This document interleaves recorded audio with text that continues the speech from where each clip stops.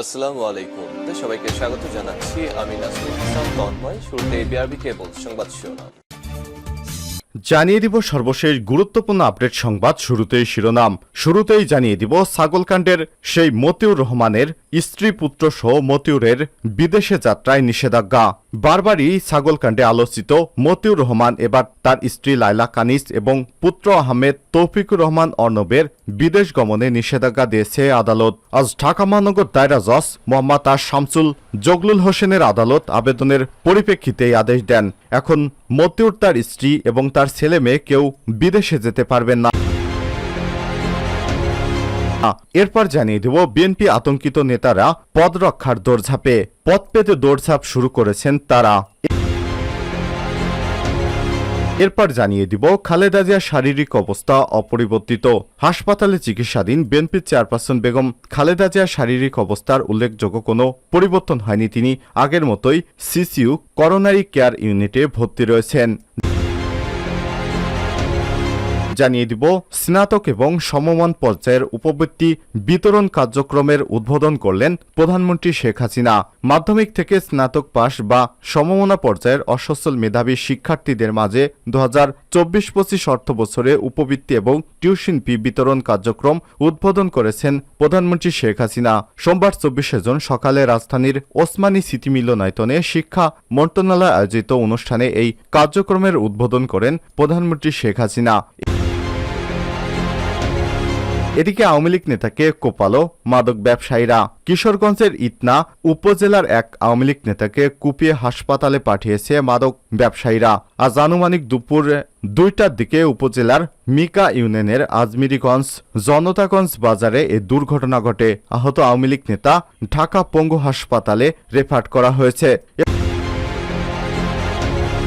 এবং সর্বশেষ জানিয়ে দিব রাশিয়ায় ভয়াবহ হামলা, 15 পুলিশ সহ নিহত 23।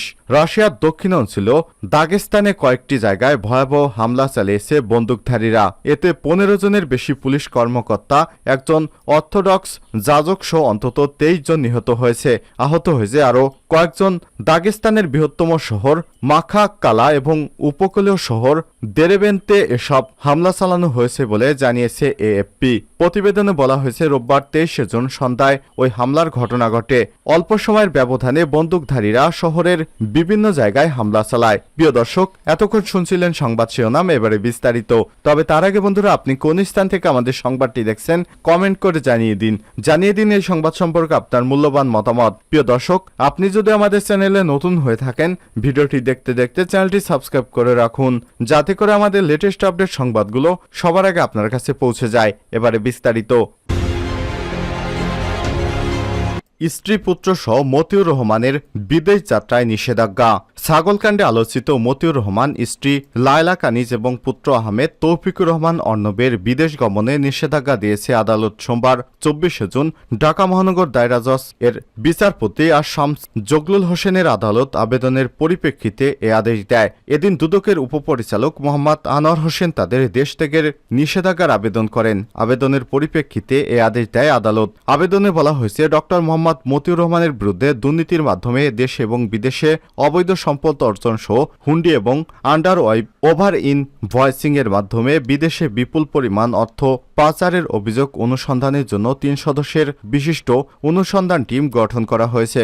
মতিউর রহমান এবং তার পরিবারের অন্যান্য সদস্যরা দেশত্যাগ করার চেষ্টা করেছেন, তাই সুষ্ঠু অনুসন্ধানের সাথে মতিউর রহমান এবং তার পরিবারের সদস্যদের বিদেশ গমনে রহিত করা আবশ্যক।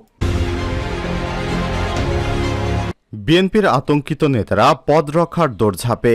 দল এবং অঙ্গ সংগঠনের বিভিন্ন পর্যায়ের চলমান রদবদল ঘিরে বিএনপির অভ্যন্তরে চলছে নানামুখী তৎপরতা। বিগত আন্দোলনের প্রত্যাশিত ভূমিকা না রাখায় এরই মধ্যে গুরুত্বপূর্ণ পদ হারিয়েছেন বেশ কয়েকজন নেতা।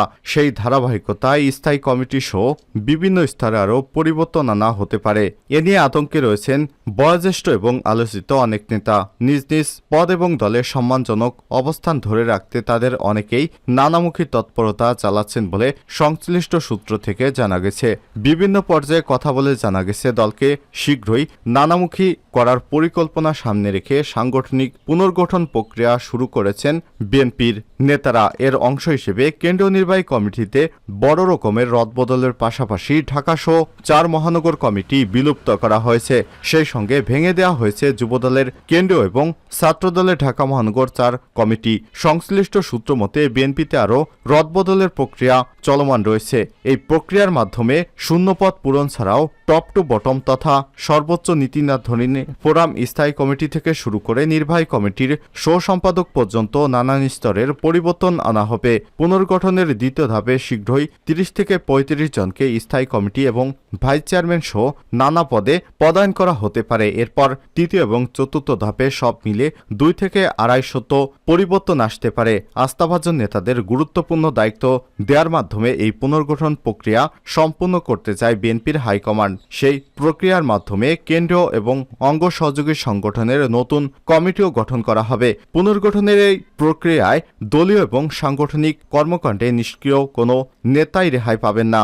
জানতে চাওয়া হলে বিএনপির স্থায়ী কমিটির সদস্য গয়েশ্বরচন্দ্র রায় কালবেলাকে বলেছেন, কমিটি গঠন পুনর্গঠন একটি চলমান প্রক্রিয়া।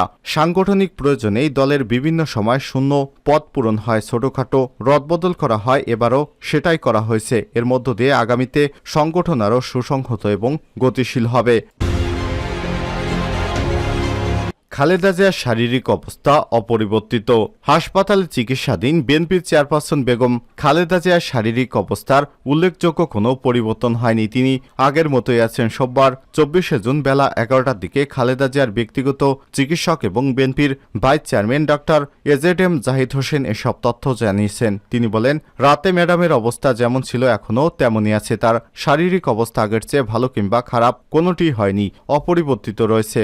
আর 9:30 দিকে খালেদা জিয়ার হৃদযন্ত্রে একটি ডিভাইস লাগানোর বিষয়টি জানানো হয়েছে। এরপর থেকে হাসপাতালে ক্রিটিক্যাল কেয়ার ইউনিট মেডিকেল বোর্ডের নিবিড় পর্যবেক্ষণে রয়েছেন তিনি। ডক্টর জাহিদ হোসেন বলেন, গতকাল সন্ধ্যায় খালেদা জিয়ার অপারেশন হয়েছে।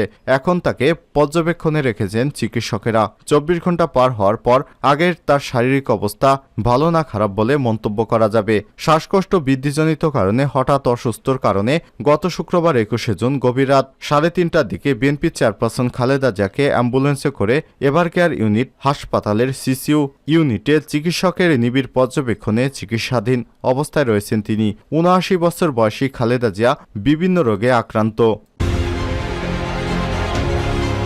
স্নাতক এবং সমমান পর্যায়ের উপবৃত্তি বিতরণ কার্যক্রমের উদ্বোধন। মাধ্যমিক থেকে স্নাতক পাস এবং সমমান পর্যায়ের অসচ্ছল এবং মেধাবী শিক্ষার্থীদের মাঝে 2023-24 অর্থ বছরে উপবৃত্তি এবং টিউশন ফি বিতরণ কার্যক্রম শুরু করেছেন। উদ্বোধন করলেন আজ প্রধানমন্ত্রী শেখ হাসিনা। সোমবার 24 জুন রাজধানীর ওসমানী স্মৃতি মিলনায়তনে শিক্ষা মন্ত্রণালয় আয়োজিত অনুষ্ঠানে এই কার্যক্রম উদ্বোধন করেন প্রধানমন্ত্রী। এ সময় তিনি আরো বলেন, আমি সত্যি খুবই আনন্দিত। আমরা ডিজিটাল বাংলাদেশ গড়েছি, তার একটি দৃষ্টান্ত এটি। এখন যেটা উদ্বোধন করা হলো তা হলো স্নাতক পাস বা সমমান পর্যায়ের অসচ্ছল এবং মেধাবী শিক্ষার্থীদের উপবৃত্তি ও টিউশন ফি। এটি সম্পূর্ণ ডিজিটাল পদ্ধতিতে যার যার অ্যাকাউন্টে চলে যাবে। তারা নিজেরাই এটি সংগ্রহ করতে পারবেন। ডিজিটাল পদ্ধতিতে উদ্বোধন করতে পেরে আমরা আনন্দিত। শিক্ষামন্ত্রী মহিবুল হাসান চৌধুরী নওফেলের সভাপতিত্বে অনুষ্ঠানে অন্যদের মধ্যে উপস্থিত ছিলেন প্রধানমন্ত্রী শিক্ষা এবং সাংস্কৃতিক বিষয়ক উপদেষ্টা ডক্টর কামাল আব্দুল নাসির চৌধুরী, শিক্ষা প্রতিমন্ত্রী বেগম শামসুন নাহার, মাধ্যমিক এবং উচ্চশিক্ষা বিভাগের সচিব সুলাইমান খান।